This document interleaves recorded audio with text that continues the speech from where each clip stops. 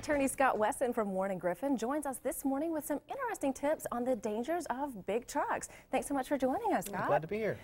Now, we were just talking, big trucks do terrify me. I got stuck between two on the way into work this morning.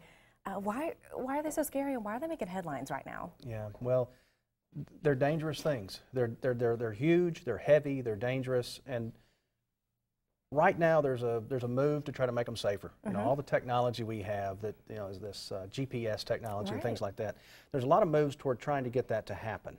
It's not happening as quickly as we would like, and that's kind of the latest thing in the news is that everyone's kind of taking a time out. Let's look at this and try to be cost effective. And as a personal injury lawyer, I don't look at cost, I look at safety. Right, you know, absolutely. I would rather you spend the money and be safe. But they're dangerous things, and there's a lot of them out there.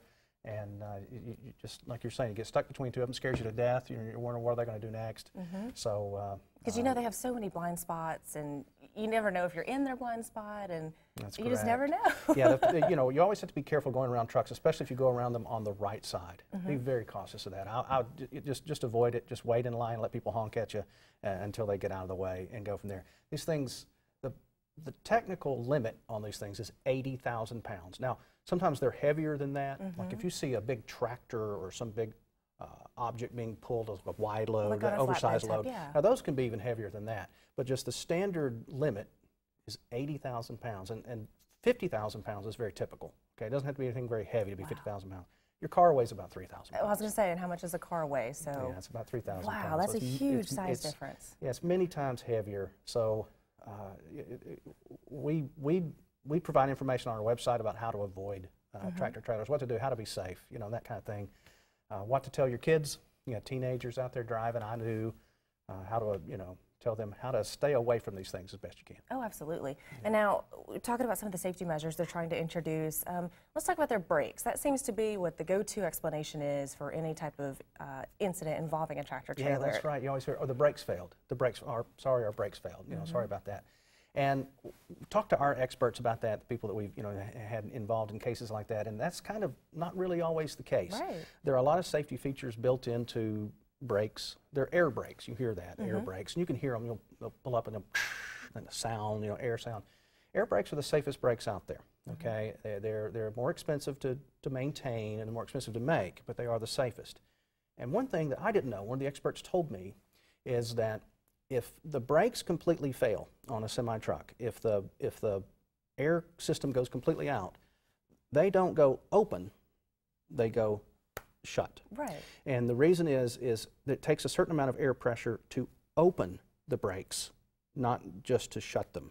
So if they lose all of their compression or most of it, they'll actually stop the vehicle. They'll shut itself and stop. Well, that's what makes sense. I mean, yeah, it's a safety measure. It keeps it from just rolling on. You know, you'd think the manufacturer would have that as a fallback. Yeah, that's right. That's right. So you know, we hear that a lot. We get that. Some of the first things that the defense will say as well are the brakes failed. And typically, when there's a failure with the brakes, typically it's a sign that someone didn't do something right. There was some kind of negligence there that caused the problem with the brakes.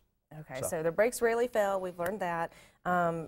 Some of the other things that we can look out for when we're driving. What are your best tips in driving around large trucks? Yeah. Again, weather.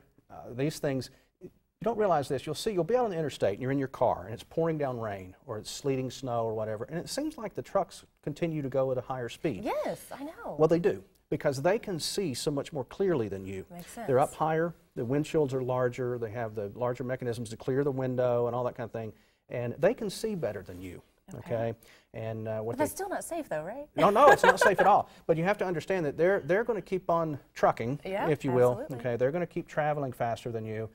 So be aware of that when they're coming up behind you, when they're around you. You know, they're hard to miss. They're so big, but it's something to keep in mind all the time. That just keep them in your where they are. Yeah, know where they are. Keep them in your radar, if you will. And don't go around them on the right side. Okay, Right. That's where a large number of accidents occur, and that can be your fault. If you're going around a truck on the right side and that truck doesn't see you and comes over, that's going to be your fault. That's when I'm always most scared is when I get stuck on that right side. You know, whether I can't get over in the other lane or. Yeah, that's right. And we get a lot of that. Chattanooga's a hub. We have Interstate 75, Interstate 24, and you have the ridge cut there. And all those trucks on the ridge cut are just I have really to travel dangerous. that daily, so it's I'm like white-knuckled every morning. Yeah. All right, well, Absolutely. thanks so much, Scott, for joining us. If Absolutely. anyone wants more information or a few more tips on how to deal with big trucks, definitely reach out to Warren and Griffin. Their information is 265-4878, which is 265-HURT. And you can always find them online 24/7 at warrenandgriffin.com. Scott, thanks for joining us, and Glad to thanks be for here. the tips. You're very welcome. Thanks a lot. We'll be right back on Let's Go.